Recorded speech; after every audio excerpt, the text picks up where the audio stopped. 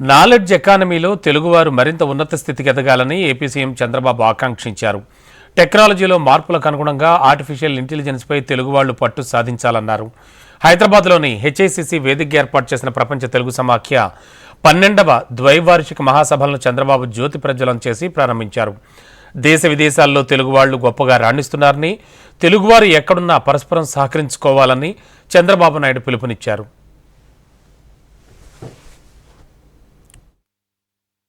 ఈరోజు IT next లెవెల్కి వెళ్ళాం.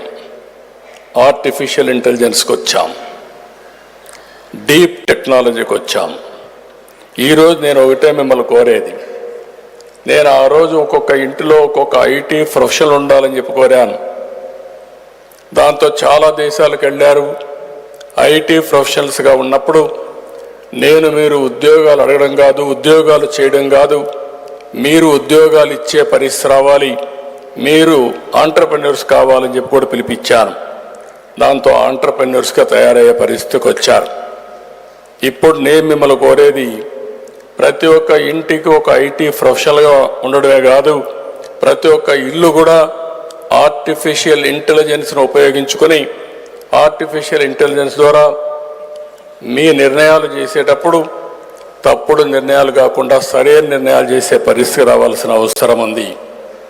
అదే సమయంలో ఈరోజు ఇంకొక పక్కన ఆలోచిస్తే నేను ఒక పిలిపిచ్చాను, ప్రతి ఒక్క ఇంటికి ఒక ఆంటర్‌ప్రెన్యూర్ తయారు కావాలని.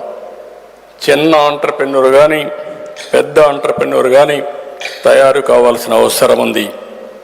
ఇప్పుడే మిత్రులు మాట్లాడారు.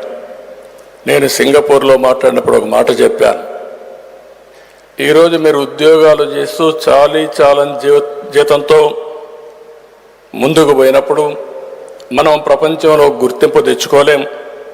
మనం పారిశ్రామికవేత్తగా తయారై డబ్బులు సంపాదించగలిగితే మళ్ళా ఆ డబ్బుల్ని మీనింగ్ఫుల్గా కూడా ఖర్చు పెట్టాల్సిన అవసరం ఉంది. ఈ విషయమే చాలాసార్లు నేను చెప్పాను. ఒకప్పుడు నేను ఇక్కడి నుంచి పారిశ్రామికవేత్తల్ని విదేశాలకు తీసుకెళ్ళాను. ఒక్కొక్కసారి 50 మందిని 60 మందిని వాళ్ళ ఖర్చులే పెట్టుకొని వచ్చేవారు. ప్రపంచమంతా తిరిగేవాళ్ళం. ఇదే మాదిరిగా మీటింగులు పెట్టి ఎక్కడికక్కడ అక్కడ లోకల్ పీపుల్తో మన వాళ్ళందరూ నెట్వర్క్ చేపిస్తూ ఎంఓయూలు చేయడం, కొలాబరేషన్లు పెట్టడం, టెక్నాలజీ తీసుకురావడం, ఇలాంటి కార్యక్రమాలన్నీ చేసే పరిస్థితికి వచ్చాం.